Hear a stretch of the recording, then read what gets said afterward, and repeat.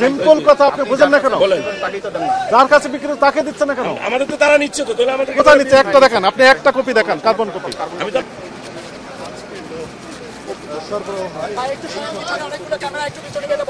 আজকে কত করে বিক্রি করছেন? আজকে বাজার আমরা দাম চাইতে আছি 35, 34, 33, 30, 32 বেচা হইতে পারে, 30, 32, 34 এরকম বেচা হবে কাস্টমারের চাহিদার উপর। চাহিদার উপর। হ্যাঁ, কাস্টমারের চাহিদা যেরকম। কিছু বিক্রি করেছেন তো ইতিমধ্যে? হ্যাঁ, বিক্রি করছি। কত করে বিক্রি করছেন? 34 টাকা।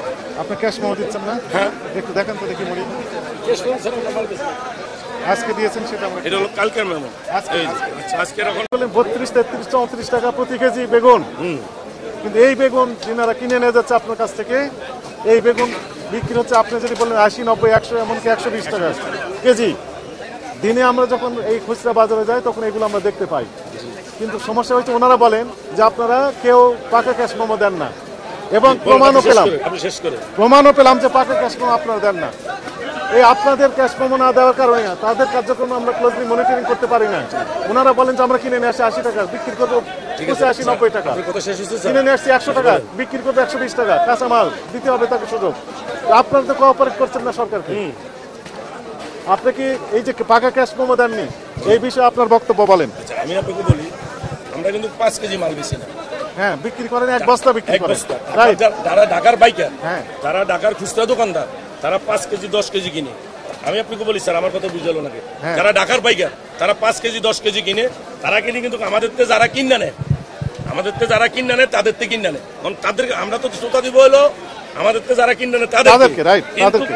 আমাদের থেকে নিয়ে যারা 5 কেজি 10 কেজি 15 কেজি করে বেছে, এই শ্রোতা তো আমরা দিতে পারি। দেওয়া দরকার নেই। আপনি যার কাছে বিক্রি করলেন, উনি ঢাকার হোক অথবা ঢাকার বাইরের হোক, আপনার কাজ আপনাকে করতে হবে, অর্থাৎ পাকা ক্যাশ মেমো দিতে হবে। কার্বন কপি আপনার কাছে রাখতে হবে। আপনি এটি রেখেছেন কিনা? হ্যাঁ না বলেন। আমার কার্বন কপি হয়েছে, আমরা খাতায় উঠে খাতার থেকে আমরা এক কপি পাইকারি দিয়ে দিই। কার্বন কপি আছে আপনার কাছে? নেই। এখন থেকে দিবেন কিনা সেটা দিব। এই যে ইতিপূর্বে যে দেননি, এই অনিয়মের কারণে কাঁচা বাজারের যে দর সেটি নিয়ন্ত্রণ করা যাচ্ছে না, নিয়ন্ত্রণহীন ভাবে চলে যাচ্ছে বেড়ে। আপনি বিক্রি করছেন 32 টাকা, 33, 34।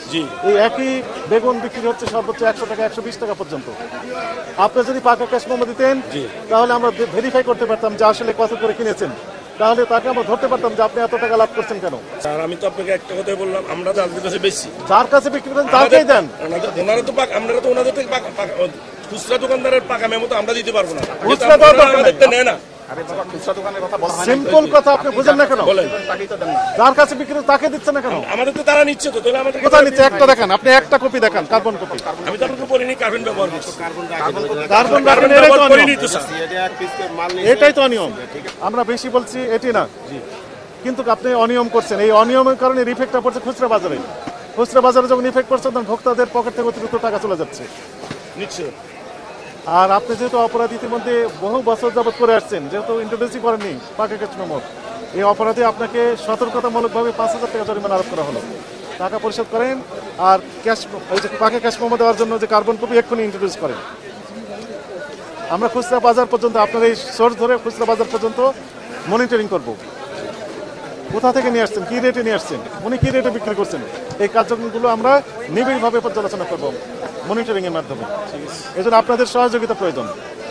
শুধু আপনার একাই না, সকলের সহযোগিতা দরকার।